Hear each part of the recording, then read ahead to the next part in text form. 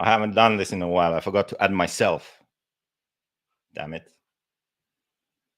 Is this working? Let's see. Working? Let's see. It's working. Nice.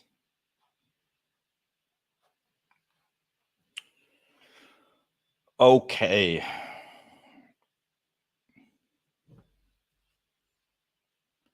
Send Smoker a car already. Yeah, I've heard that Jay needs a new car. Normally I visit and then I leave my old car there. Now I haven't been there in a while. Now I'm obviously not in the office, I'm at home. I'm going to be working from home for a bit here. So I just set up a quick studio because I remembered, damn, I have a live today. Okay, today we are gonna talk about the worlds. We're gonna analyze the A main at the worlds. Then we'll talk about setup for the worlds, and then have some Q&A. I want to talk a bit about the online course. So that's it. So we don't have time. We don't have time to wait for people right now. So anyway, if you can share this, maybe that could help. We need a few more people. Few more people. Wait, let me do something here.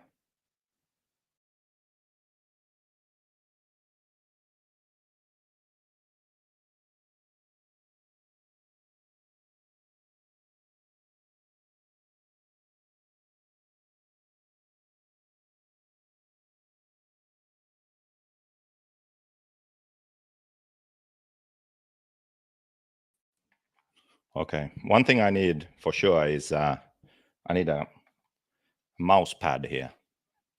That's going to make life easier.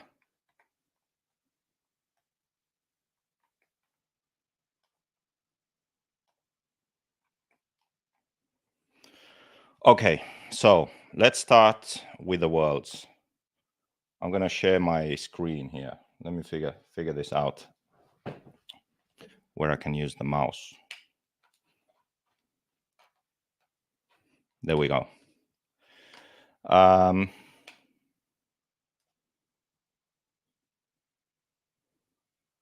Share screen.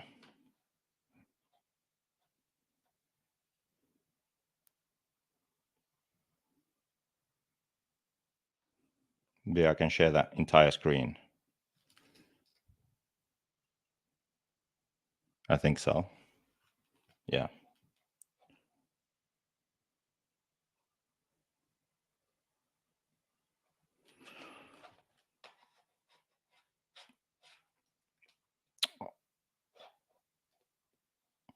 Seems like the hole is fixed and we miss a beer. Actually, the hole in the office is not fixed. And I had a beer. I don't know where I put it. I need to find it. So let's talk about the worlds first.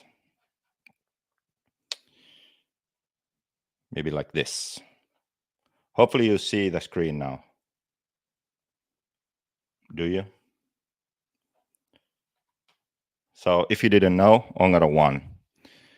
Boots second, Canas third, then Ronne Falk, Coelho, Burak Kilic, and Robert seventh. That's about as far as we need to go. So one thing that always happens after the big races is people talk and they share their opinions as facts. And I think it was really apparent after the Euros when Ongaro had that flame out and people are saying, oh, Joel, he would have won the race. Well, when we looked at the data, the actual lap times, it wasn't that obvious. So I can show you here.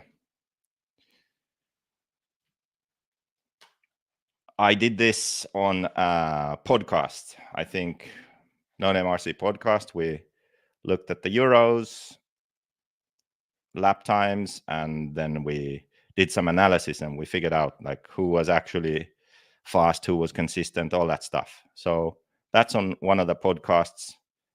I can't remember which one, but now we're going to do the same thing for the worlds. So here we go. Let's take a look at the actual facts instead of just talking out our behinds. Okay.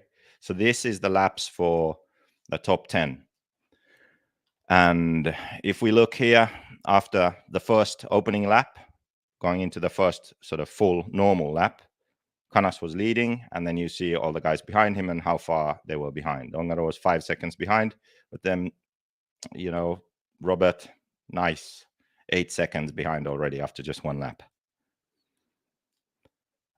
These, I guess this is, what is this? Purple or pink? These are pit stops.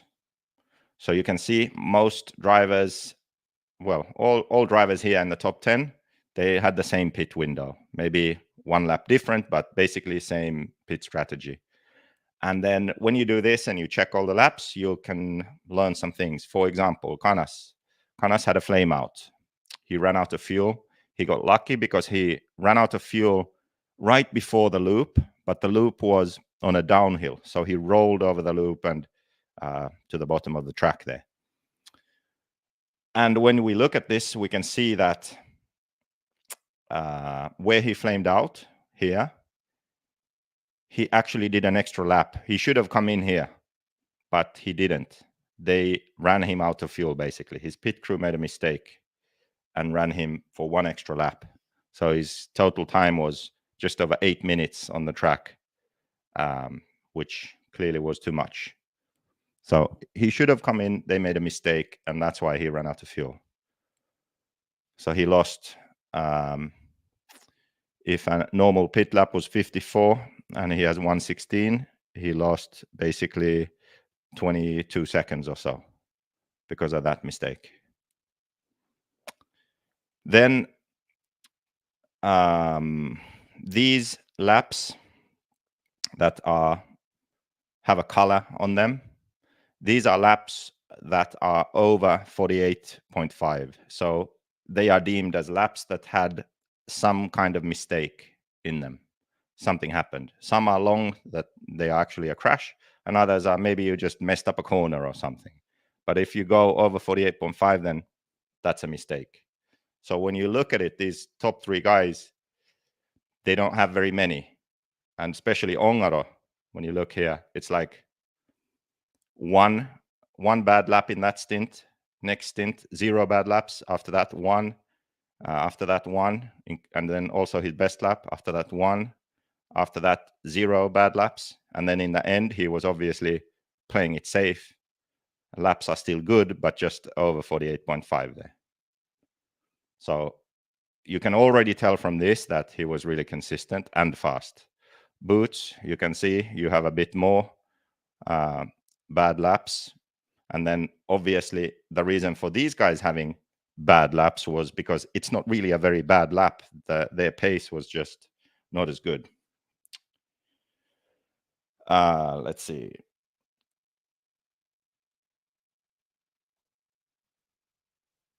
I don't think he beats Ongaro over an hour anyways on that track. I think you're talking about Canas.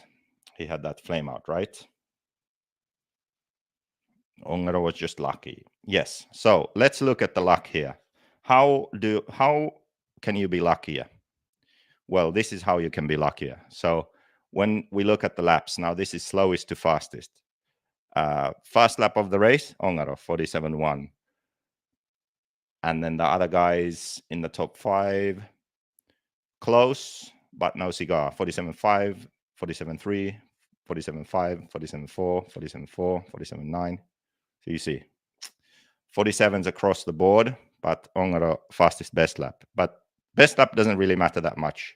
This is what matters. So the best lap was 47.1. So how many laps were 47s for these guys?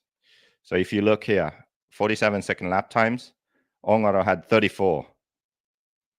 Boots just had 12. Canas 22.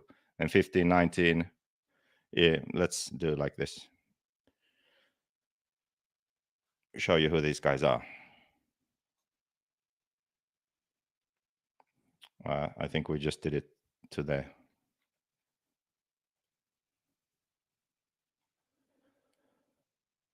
Yeah, so Ongaro clearly had most fast laps, 34 versus Canas, who had 22, right? I don't know if that's luck, but that's a pretty good stat. Then how about this then? Laps over 49. So basically on that track, 49-second lap, it's an okay lap, but you had some kind of mistake or something went wrong there. So how many laps were over 49 seconds, excluding the pit stops? Well, Ongaro and Boots both only had 7, which is pretty incredible, I think. In a 60-minute main on that track, only 7 laps that had some issue. Canas had 11, Ronnefalk 15, Coelho 19, Burak 18, Robert 24. But I think here it's already a question of pace, not mistakes for these guys. Then when we look at this is an interesting one. This is a really good point. If you look at the time lost, so when these drivers had lap times over 49 seconds, was it a crash where they needed marshalling, or was it just a couple of bad corners, for example? Well, here you see, I forgot to change this to seconds, but basically Ongaro lost 12 seconds in his bad laps. And Boots only lost 7.5 seconds. So when we compare someone like Boots and Ronnefalk, for example, Boots and Ronnefalk. So Boots was second, Ronnefalk was fourth. 47.5, 47.5, same best lap. Towards the end of the race, they were also close on the track, I remember. 12:47 lap times for Boots, 15 for Ronnefalk. Laps over 49, 7 for Boots, 15 for Ronnefalk. But then the lost time, how much time was lost in those laps? Boots lost 7.5 seconds. Ronnefalk lost 31 seconds, which means that when there was a lap over 49, Boots just had some kind of small bobble here, right? Small mistakes, a 51.6, a 52.8. This, I think he flamed out in the pits on a pit stop or something. He lost 10 seconds. So this is where the difference was. Once again, just like the Euros, it's not on speed or pace or anything like that for these top guys, except the winner. It's the mistakes and eliminating mistakes. So Canas on pace was faster than Boots and would have most likely been second, but he had issues. He had a flame out and then his tires exploded in the end. The last 5 laps, he lost a lot of time because of that, or 4 laps. If you look over here, even with the flame out, he still got into second place ahead of Boots, but then in the end, his tire exploded and he had 54.9, 54.9, 53.3, and Boots made it by for second place. But when people talk about these races, they just say, oh, that guy got lucky, or oh, if this hadn't happened, and if buts and what's it's, and what's that saying about nuts and an aunt or something? I don't remember. Anyway, if my aunt had nuts, she would be my uncle. The thing is that Boots, even though he wasn't as fast as Ongaro, he was extremely consistent.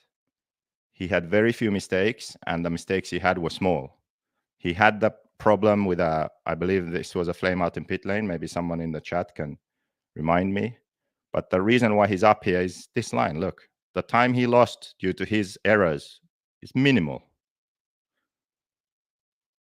And also the number of errors he had equals Ongaro at only 7.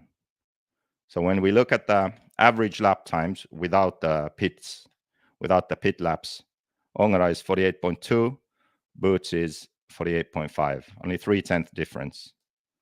And then the other guys, slightly more than that.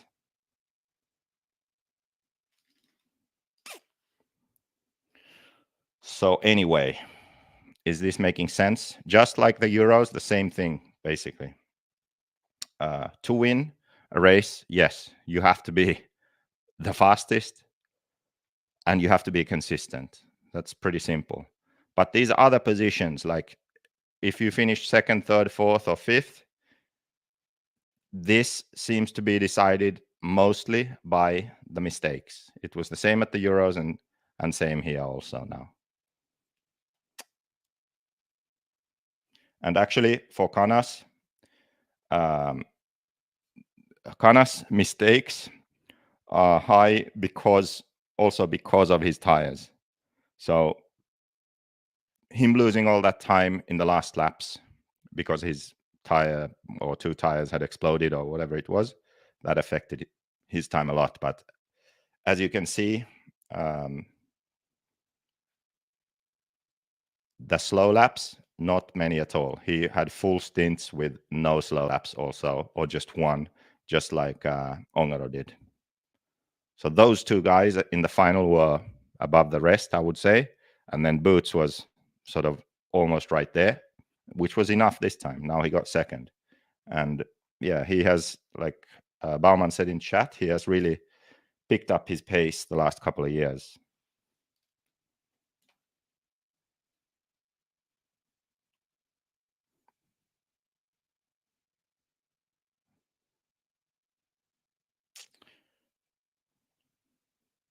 Clearly show Boots stepped up his game last 2 years. Yes, he has been a lot better.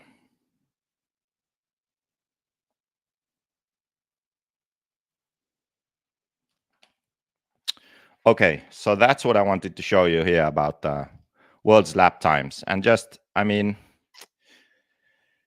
Ongaro is pretty incredible, really. Just 7 sort of laps which could be deemed to be bad. And when you think about the fast laps, so 47 second lap times, he had 34, and the next best guy had 22. Right? So that is ridiculous, really. I mean,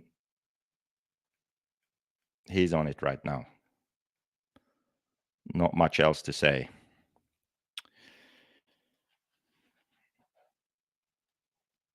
Okay. Anyone run SH engines? Yes, Greg Degani. Degani runs SH engines, I believe, even to this day. The super hot.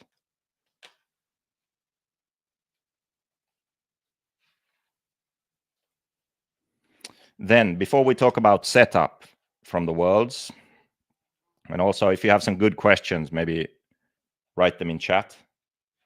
But before we do that, I want to show you something. I want to show you my YouTube channel, which you are actually on right now. But what I'm going to do is I decided that I would make the basic course free. So on Invisible Speed, I have the book, but I also have online courses.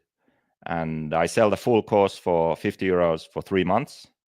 Before, I also sold the basic course, but now the basic course is free. And there's a whole bunch of videos on here. Everything from an introduction to what RC racing is, to how to build and prepare your cars on road and off road, then things to consider when you head to the track for the first time, basic radio settings, maintenance, first setup changes, and practicing, advice for practicing and just driving. Live meetings that we've had, they are also among the videos here. The live meetings are exclusively for the full course, but then some of them get uploaded like a year later, maybe to the basic course also. Then your first race, things to think about when you are preparing for the race, and then at the race itself, how to manage your race day. Then once you've started racing, you want to get faster and improve both your driving and setup, videos about that. Traveling to a race, I haven't done anything here yet, but will do later. Then improving your race program. Attitude, mindset, preparation for a race, preparing for your main. These are articles, not videos. Then module 10 is the difference between the basic and the full course. This has basically videos on all the subjects that are in the book. There are videos for it. The basic course just has a few previews from that section. And all of these videos you can find here on in the free course for Invisible Speed. But what I will also start doing now is uploading a whole bunch of them to my YouTube, because not everyone finds their way to the course site, but YouTube seems to be popular. So I'm going to start uploading those videos in a playlist here on my YouTube channel. And then I'll put a disclaimer in there, and also in this description, a link to the course, because that's the only place which will have all of the videos and which will keep being updated. So that's the plan for the online course. And as for the tools, the limited edition tools, those are already sold out, but you can still pre-order just the regular tools. They're on the website. So that's that. Is that clear? Everyone understands what's going on? So instead of just having the basic course in the course material, I'll have it on YouTube also. I'll upload the videos there.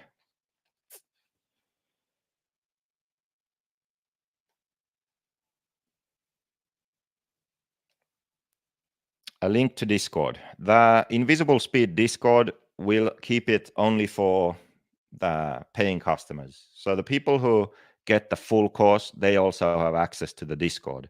That way, I can make sure that I can reply to everyone and we can have sensible conversations. When someone can sign up for free, anyone can do it just for shits and giggles. And that's not going to be any fun when it's just going to turn into a shithole like everything else on the internet. So this way, if you want to be on the Discord, if you want to talk with me directly, then you have to pay for 3 months, and then you can access the Discord.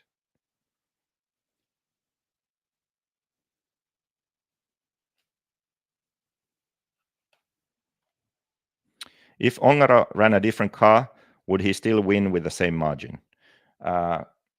Yes and no. So if he runs with a car which he can set up in the way that he likes a car to work, then yes, he can. Like, I think he could do the same thing with an S-Works, X-Ray, Mugen, Mayako. What else is there? He's unassociated. I think he could do the same thing with those cars, for sure. Techno is so different that I don't know. I think it would be a challenge, but I'm sure he would be good. I mean, a proof of that is he went to the 10 scale worlds and he won 4-wheel drive. And I mean, he built the car there. So, yeah. So, yes, he could do it with another car.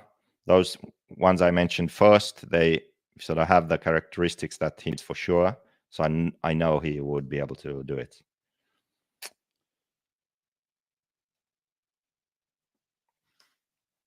Infinity, I don't know about Infinity. Probably he could do the same with an Infinity, to be honest.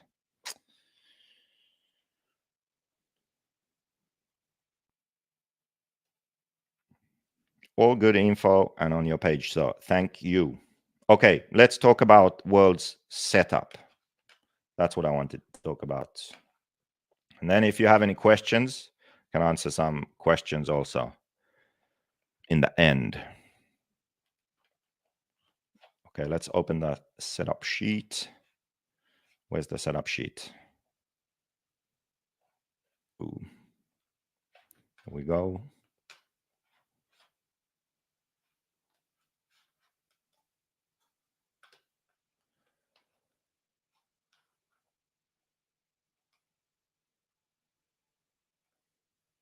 Okay, so I have Robert's setup sheet here and some notes. So I'll share those with you. first. Think the world's track was too fast. I don't think the world's track was too fast, but I think it was too big. For sure, too big.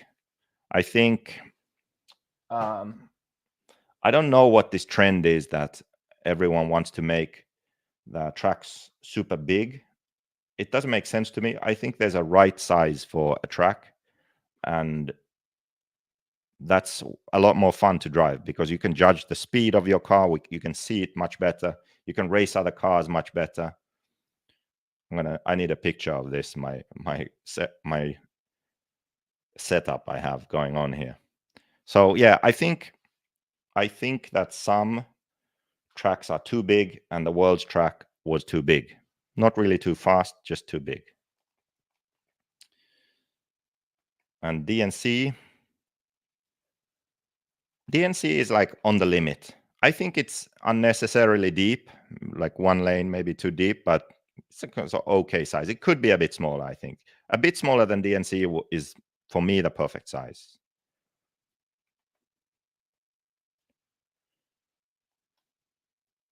Okay, so let's talk about setup a bit. Hopefully you can see this. So here on the left, we have notes that I did at the Euros for all the changes we did for Robert. I've talked about this, I don't know, in some Mayako meetings at least, maybe not Invisible Speed. At the Worlds, that's what we're going to talk about now. I wasn't quite as professional. I didn't do each practice separately, but I have the changes here, so we can talk about it. And then I have the setup sheet. We can talk about that too. So just a few things. I don't know. Hopefully you know what the World's track was like, but big, fast, high grip, smooth. Very important that your car is easy to drive at speed, but also has a lot of steering, off power in hairpins, and a lot of rotation. And then also you needed a lot of drive out of corners and natural corner speed in the car.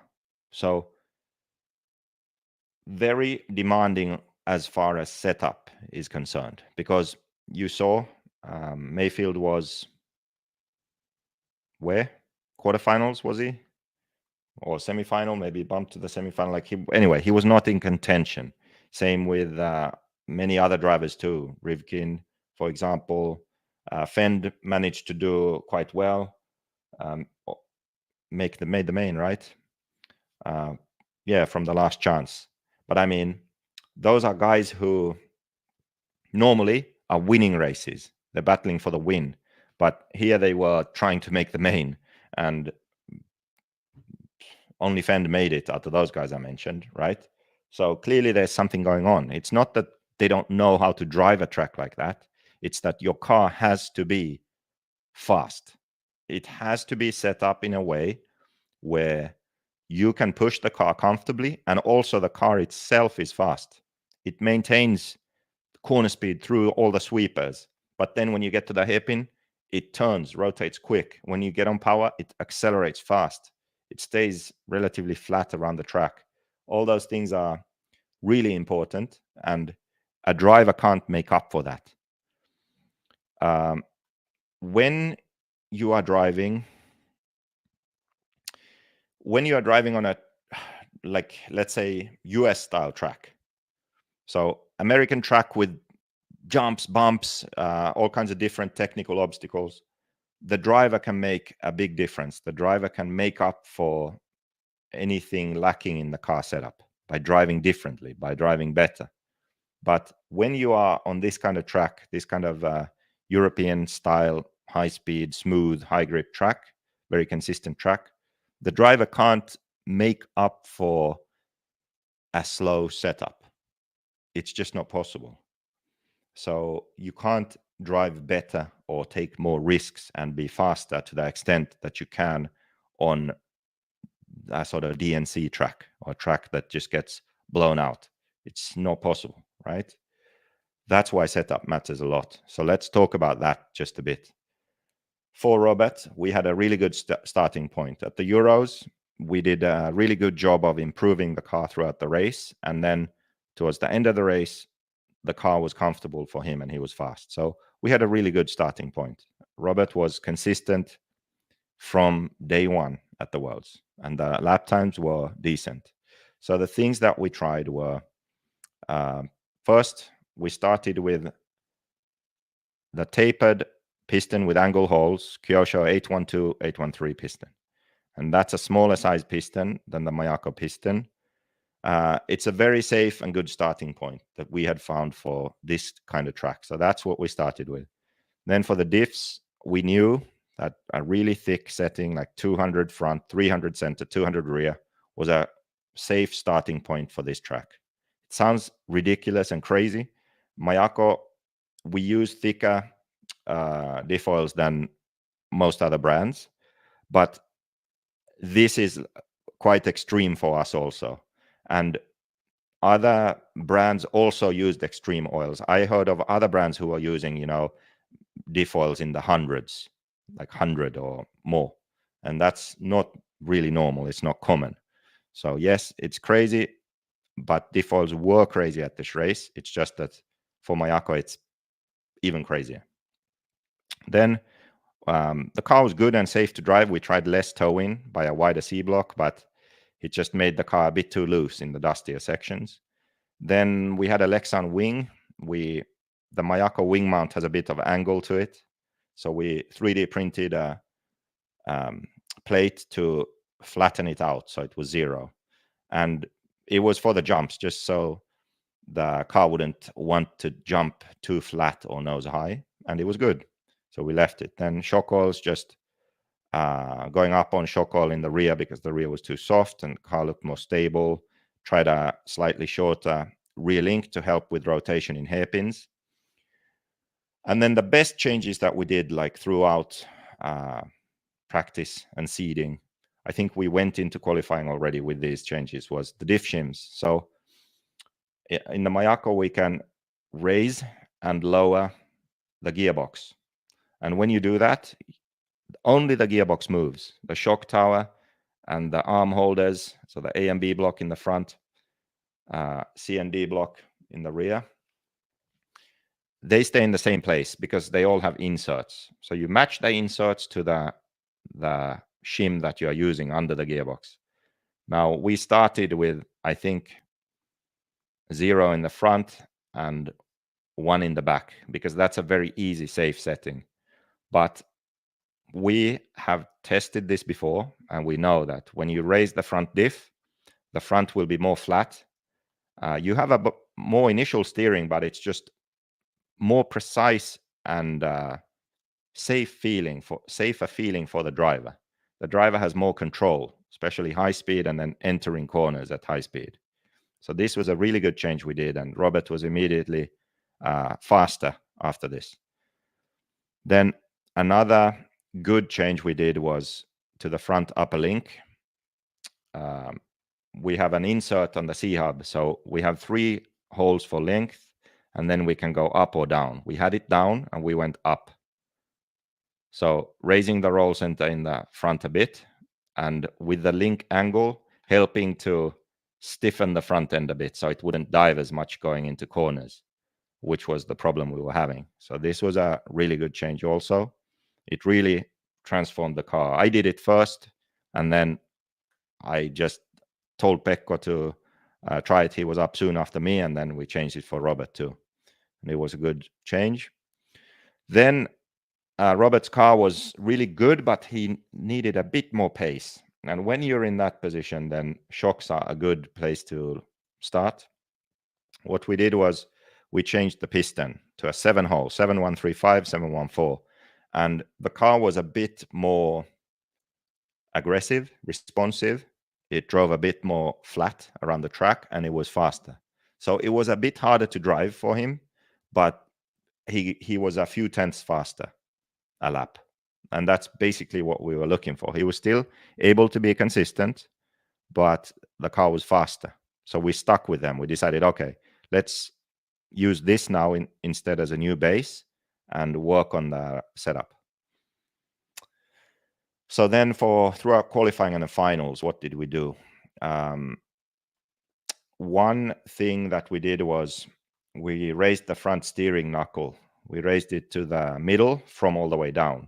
And the reason was that we had good initial steering, but we needed the car to maintain steering through the corner better. And raising the knuckle to the middle does that. So you have less initial grip, more overall grip. So going in, not as aggressive, but through the corner more. That's what we wanted. Another thing we did was I laid the rear shock down one hole on the tower. Actually, I think this was maybe done already in seeding or maybe really early qualifying rounds. And this was something that Robert didn't like. He actually said it was worse, like go back on this setting, but I didn't, because the thing was that the car was a lot more flat around the track. It didn't want to jack up the rear end going into corners. And then he had really good rotation. He didn't need to wait for the car or fight the car, just rotated. So what I did instead was I just said, okay, and walked away, already knowing I wasn't going to do it. I wasn't going to go back.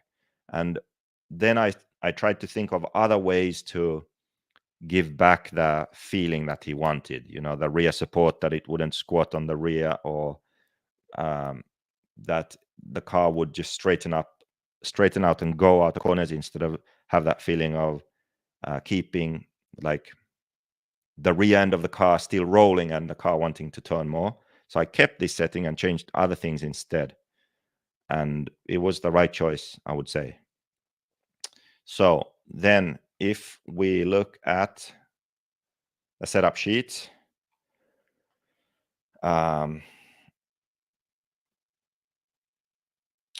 something that we did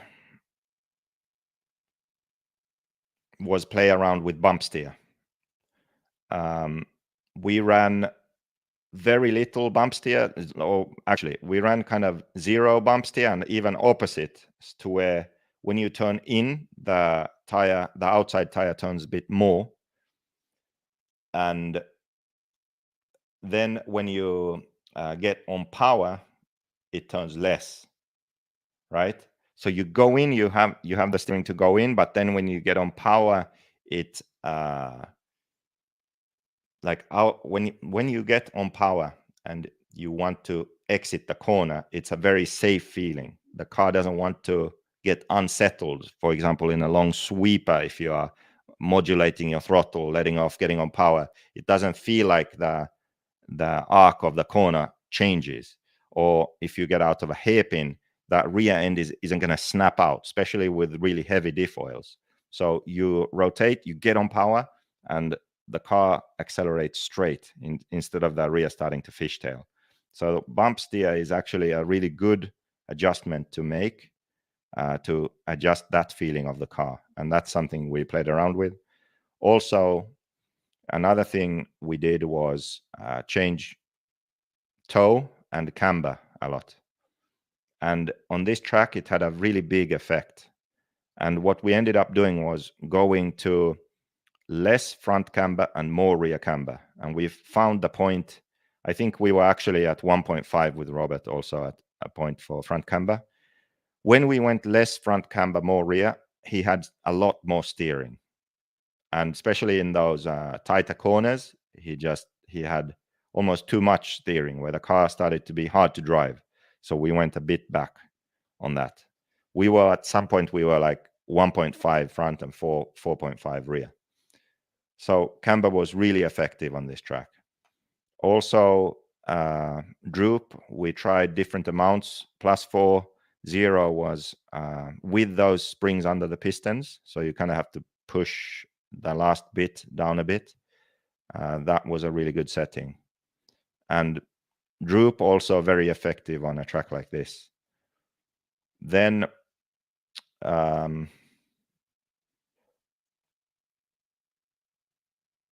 we have two different types of blocks for the rear. The standard is like 50 and 53, the width, and the wide ones is 54 and 57. So we ran the wide ones, 54 and 57. With the wide ones, we ran the same We actually ran the same hub position, so the track width was really at the limit on the rear, which moves the drive shaft out, so we had to run the long diff out drives we also have. Then we have this plate on the rear, so instead of having a plastic shim under the gearbox, it's a carbon plate, and it extends onto the chassis also, and that's what we ran, and it helps to stiffen up the chassis. And another option part we ran was front universals. The car comes with CVDs on the front, but we ran a universal, and the universal just helps to maintain steering off power through a corner and maintains good corner speed also. So that's really what's special about the setup that we ran and the main changes that we made. One difference between Pekko and Robert was that Robert, we stuck with KPI 1, Caster 2. That's it. We knew that's what he's going to like the most, so we're just going to stick with that. For Pekko, he prefers a more aggressive steering feel where he doesn't need to turn the wheel that much. And then if he wants more steering, he can turn more. And then when he gets on power, the car squares up and goes straight. So he ran KPI 0.5. I think KPI 0.5 Caster 2 is what he ran. And then I just thought of something and then forgot it. What was it? Something relevant here.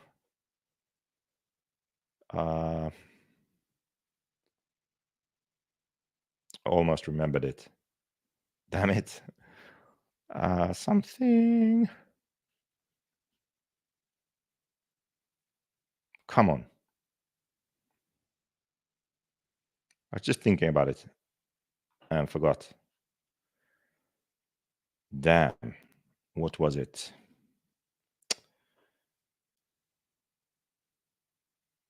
It was something good. Something that... Oh, yeah. Now I remember. There we go. The shock. So what we did was we actually ran the shocks in the number 3 position, so all the way out, front and rear. And we normally never run the rear shock out on the arm, but here we did, and we did it at the Euros too, or we tried it at the Euros. No, we did run it at the Euros also, I think, in the main. Having the shock out here was really good. We had to run the long shock end, actually, long rear shock end, to get the droop we wanted, and also so that the spring inside the shock under the piston would activate at the right time. This was something the Techno guys messed up. For example, they put the springs in, but they have such long shocks that the piston actually never engaged with the spring, so it didn't make any difference. That's one of the things we were discussing with Mayfield after the race. But anyway, so we ran the shock out here on the arm and the long shock end, so we could get the right droop and spring action inside the shock and all that stuff. And this was a really, really good thing, good change. The reason is that you have more rear support. So when you are pushing the car, the rear end is stiffer. You have more rotation around corners also. But because it is a shock and not a roll bar, for example, then it's more forgiving still. And you still, the car still moves. It can still deflect. It's different than running a much harder roll bar. We had 2.3, 2.6, and didn't want to go harder than that. So we got the support with the shock position here. Yeah, that's what I wanted to say. So does that make sense? Are we happy now? Have we learned something, maybe, hopefully? Let's see. I like the old school loose dirt off-road tracks, real off-road racing. Yeah, me too. But now the thing I like about these tracks is it's so much about heavily dependent on car setup. So then that's good too. How you start with rear upper link and end so high. We had the rear link. I think we had the rear link there from the start all the way up. I think so. So if we go back, the Relink is all the way up and kind of normal on the hub. But Robert, he needs the car to have a lot of support. So the way you do that is on the inside here. So the C and D block, the height is pretty high. It's sort of it's in the middle for the height, but that is as high as we go. We don't really ever use a higher position. Most drivers actually run their rear arm lower than this. So the stiffness of the car for Robert is the shock is out on the arm and the arm on the inside is high. But then we also need the car to be in the track. So we need it to be, when he pushes it, it rolls down. It doesn't want to rise up or flip over. So that's why the link is high here. So we lower the roll centers with the links high on the tower. So middle, as you can see, arms on the inside, pretty standard middle position. Then the way to get the car into the track is with the links. The links are up. So lower arm, middle position to maintain stiffness in the geometry. Link up to allow the car to roll down instead of up. And then another thing which is really good is the steering. Actually, I'll explain this too. So we have two positions for the Ackerman.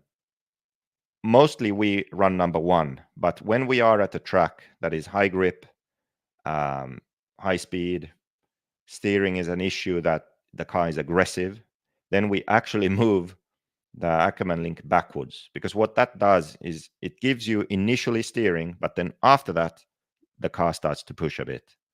So it seems counterintuitive because on a normal or looser track, if you go back, you have more response. And you're like, oh, I don't want that.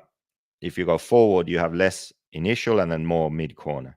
But the problem on a track like this is you will always have that initial steering because of the grip and the speed. And then the problem comes if you turn in and then the car wants to turn more. So we don't want that. We want all the turning in to happen immediately and then for the car to push. So moving the link back, the response isn't an issue because you turn, you have precise steering, but then after that moment, the car will push a bit. So you don't have that feeling of going in and then, oh, it turns more. Or you go in and then the car wants to flip over. So this is a really good change. So to the back on a really high grip track or fast track. Capiche? Is this making sense? Are we making dollars and cents? Where can we find those internal springs? Well, we made some for Mayako, but Sismic sells them.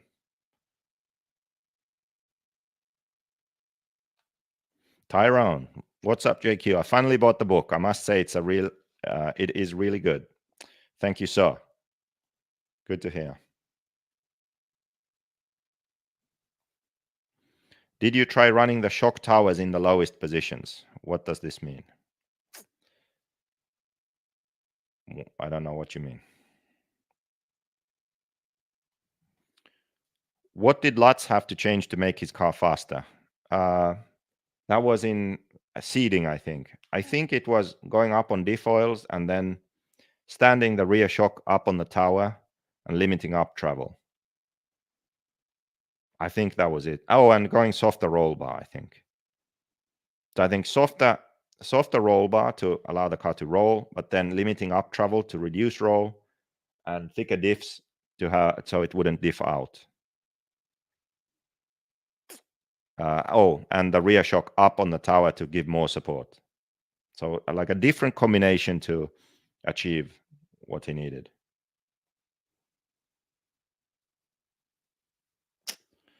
Okay.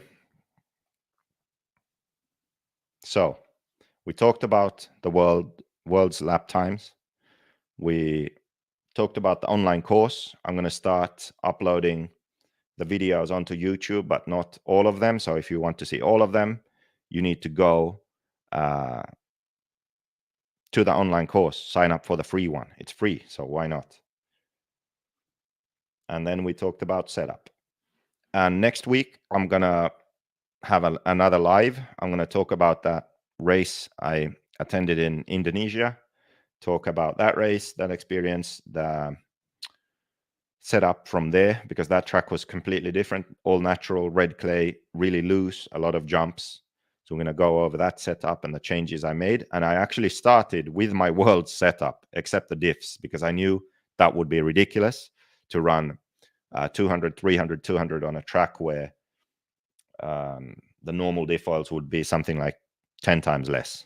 So I changed the diff oils, but otherwise my setup was the same from the worlds. So that was interesting. And we'll go over the changes I had to make my car comfortable there at that track. And yeah, today there's no time for therapy. Today we can't do that, maybe next week. But today was only setup therapy. It's only for the car, not for the driver. Driver therapy we will do another time.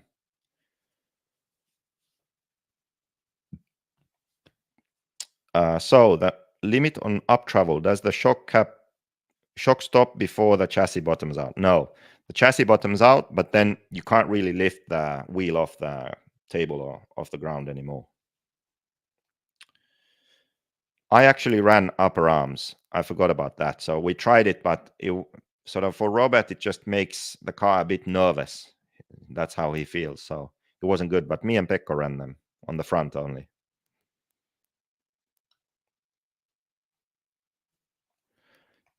Two gear diffs. I haven't really tried it. I haven't really considered it. I know people were running it, but I don't have an answer for that. AMS, most likely not. There's a chance, but I think at this point, yeah, it looks like most likely not now because of everything that's going on. Everything will unfold here in the next couple of months. Well, let's say everything will unfold, some stuff next month and the rest in January. So it's kind of exciting times, a lot going on. So I think I might have to skip AMS.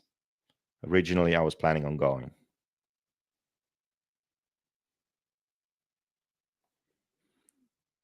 Someone finally made a live.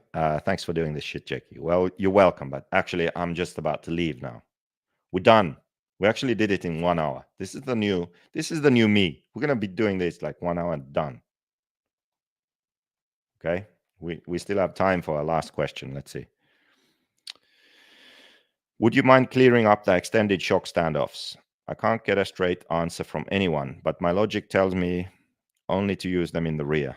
Yes, I would say only in the rear. People use them and they say that when they have the long standoff, basically what it's doing, it's changing the angle of the shock in relation to the arm. So maybe depending on the car design, it can reduce the amount of bind in the shock. If you try to compress a shock and you bend it a bit or twist it, you can see that the piston starts to touch the shock body and the bushings, rub on the shock shaft, so it gets stiffer. So I think that's kind of what's going on. So the shock action on the car is either more free or more bound up, depending on that angle. So it's also going to be different on different cars, I think. So for the standoff, I think as long as nothing is binding or the angle is way off, if you look at the arm from the side, let's say your anti-squat, for example, so the suspension moves like this, then if the shock is at some really strange angle, it should be sort of 90 degree, for example, then everything works smooth. But if it's really off at some odd angle, it's going to cause some friction. So I think that's really what's being adjusted there. On the Mayako, we have a shorter standoff actually for the rear because the stock parts, the shock cap would bind. So I've tried that and I don't really notice any magic.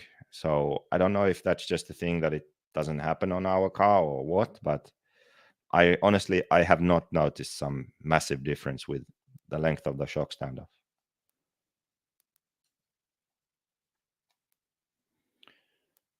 The beer therapy. So right before I started this, I had a beer and I don't know where I put it. So that's actually why we need to end now, so I can go and find my beer. Okay. I think that's it. Thank you to Bauman for the only super chat. Very disappointing. But anyway. You feel more comfortable having a nice room set up like this one. So more lives coming. Well, I mean, assuming I'm home now over the winter, then I have some lives to do. And we also have a really good gyro test video. That's going to be exciting, actually. So we have tested a gyro. So tired of all the bullshit, people making claims without facts. We have facts. We know if a gyro helps a top driver or not. So we have lap times, we have video. We need to do some interviews, and I need to conclude our thoughts. That's a video that's coming also here before Christmas. Let's do it before Christmas. That's a good one. But yeah, there are some lives coming, and the next one is next week. So until then, okay. Cheers. Oh, you know what? I have an outro video.